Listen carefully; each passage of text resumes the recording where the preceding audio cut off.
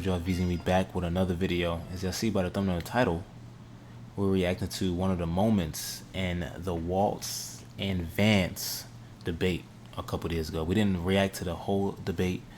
We just gonna react to little clips. I didn't go live that day. I wasn't home for that, but I did watch clips of it, and this clip was actually hilarious to me. Yeah, y'all gonna see. Y'all just watch. If y'all haven't seen it yet, just watch. Let's talk about the state of democracy, the top issue for Americans after the economy and inflation. After the 2020 election, President Trump's campaign and others filed 62 lawsuits contesting the results. Judges, including those appointed by President Trump and other Republican presidents, looked at the evidence and said there was no widespread fraud.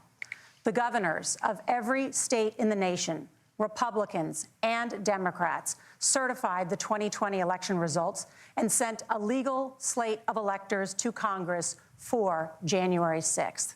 Senator Vance, you have said you would not have certified the last presidential election and would have asked the states to submit alternative electors. That has been called unconstitutional and illegal. Would you again seek to challenge this year's election results, even if every governor certifies the results? I'll give you 2 minutes. Well, Nora, first of all, I think that we're focused on the future. We need to figure out how to solve the inflation crisis caused by Kamala Harris's policies, make housing affordable, make groceries affordable, and that's what we're focused on. But I want to answer your question because you did ask it. Look, what President Trump has said is that there were problems in 2020, and my own belief is that we should fight about those issues, debate those issues peacefully in the public square, and that's all I've said, and that's all that Donald Trump has said. Remember, he said that on January the 6th, the protesters ought to protest peacefully. And on January the 20th, what happened? Joe Biden became the president, Donald Trump left the White House, and now, of course, unfortunately, we have all of the negative policies that have come from the Harris-Biden administration. I believe that we actually do have a threat to democracy in this country, but unfortunately, it's not the threat to democracy that Kamala Harris and Tim Walz want to talk about. It is the threat of censorship. It's Americans casting aside lifelong friendships because of disagreements over politics. It's big technology companies silencing their fellow citizens. And it's Kamala Harris saying that rather than debate and persuade her fellow Americans, she'd like to censor people who engage in misinformation. I think that is a much bigger threat to democracy than anything that we've seen in this country in the last 4 years, in the last 40 years. Now, I'm really proud, especially given that I was raised by two lifelong blue-collar Democrats, to have the endorsement of Bobby Kennedy Jr. and Tulsi Gabbard, lifelong leaders in the Democratic coalition. And of course, they don't agree with me and Donald Trump on every issue. We don't have to agree on every issue, but we're united behind a basic American First Amendment principle that we ought to debate our differences. We ought to argue about them. We ought to try to persuade our fellow Americans. Kamala Harris is engaged in censorship at an industrial scale. She did it during COVID. She's done it over a number of other issues. And that, to me, is a much bigger threat to democracy than what Donald Trump said when he said that protesters should peacefully protest on January the 6th. Governor? I honestly think Walz and Vance had a better debate than the last debate we seen between Harris and Trump. I'm not gonna lie to you. And here goes my cat. Yeah. So we'll get right back into the video because she just ruined it. Yeah. Well, I've enjoyed tonight's debate, and I think there was a lot of commonality here. And I'm sympathetic to misspeaking on things, and I think I might have with the senator. Me too, man. There's one though that this one is troubling to me, and I say that because I think we need to tell the story.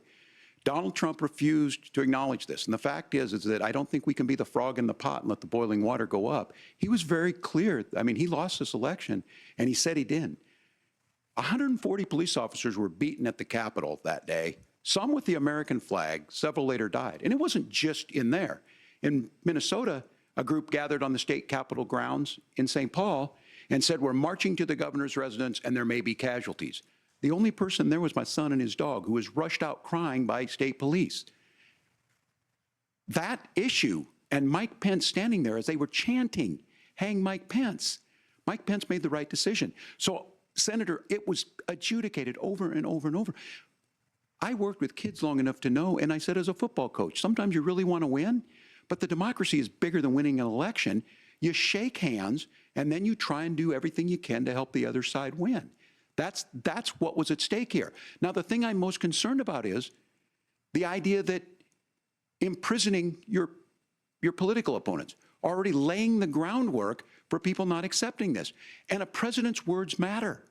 A president's words matter.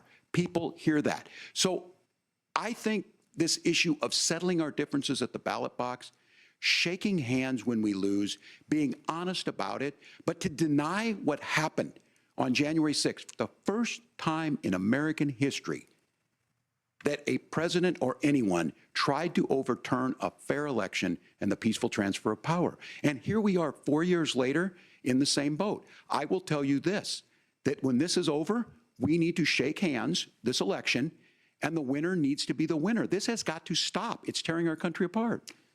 Margaret? Senator Vance, did you want to respond to that? Yeah, well, look, Tim, first of all, it's really rich for Democratic leaders to say that Donald Trump is a unique threat to democracy when he peacefully gave over power on January the 20th, as we have done for 250 years in this country. We are going to shake hands after this debate and after this election. And of course, I hope that we win, and I think we're going to win. But if Tim Walz is the next vice president, he'll have my prayers, he'll have my best wishes, and he'll have my help whenever he wants it. But we have to remember that for years in this country, Democrats protested the results of elections. Hillary Clinton in 2016 said that Donald Trump had the election stolen by Vladimir Putin because the Russians bought like $500,000 worth of Facebook ads. This has been going on for a long time. And if we want to say that we need to respect the results of the election, I'm on board. But if we want to say, as Tim Walz is saying, that this is just a problem that Republicans have had, I don't buy that. Governor. January 6th was not Facebook ads. And I think a revisionist history on this. Look, I don't understand how we got to this point. But the issue was that happened. Donald Trump can do it. And all of us say there's no place for this. It has massive repercussions. This idea that there's censorship to stop people from threatening to kill someone, threatening to do something, that's not censorship. Censorship is book banning. We've seen that. We've seen that brought up. I just think for everyone tonight, and I'm going to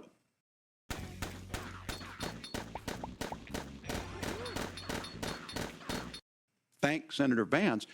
I think this is the conversation they want to hear. And I think there's a lot of agreement, but this is one that we are miles apart on. This was a threat to our democracy in a way that we had not seen. And it manifested itself because of Donald Trump's inability to say. He is still saying he didn't lose the election. I would just ask that. Did he lose the 2020 election? Tim, I'm focused on the future. Did Kamala Harris censor Americans from speaking their mind in the wake of the 2020 COVID situation? That is a damning non-answer. It's a damning non-answer for you to not talk about censorship. Obviously, Donald Trump and I think that there were problems in 2020. We've talked about it. I'm happy to talk about it further. But you guys attack us for not believing in democracy. The most sacred right under the United States democracy is the First Amendment. You yourself have said there's no First Amendment right to misinformation. Kamala Harris wants to use the power of government and big tech to silence people from speaking their minds. That is a threat to democracy that will long outlive this present political moment. I would like Democrats and Republicans to both reject censorship. Let's persuade one another. Let's argue about ideas, and then let's come together afterwards. You can't yell fire in a crowded theater. That's the test. That's the Supreme Court test. Tim, fire in a crowded theater. You guys wanted to kick people off of Facebook for saying that toddlers shouldn't wear masks. Senator, the governor does have the floor. Fire in a crowded theater. That is criticizing the policies of the government, which is the right of every American. Senator, the governor does have the floor for 1 minute to respond to you. Yeah. Well, I don't run Facebook. What I do know is I see a candidate out there who refused, and now again, and this, I'm pretty shocked by this. He lost the election. This is not a debate. It's not anything anywhere other than in Donald Trump's world. Because look, when Mike Pence made that decision to certify that election, that's why Mike Pence isn't on this stage. What I'm concerned about is, where is the firewall with Donald Trump? Where is the firewall if he knows he could do anything, including taking an election, and his vice president's not going to stand to it? That's what we're asking you, America. Will you stand up?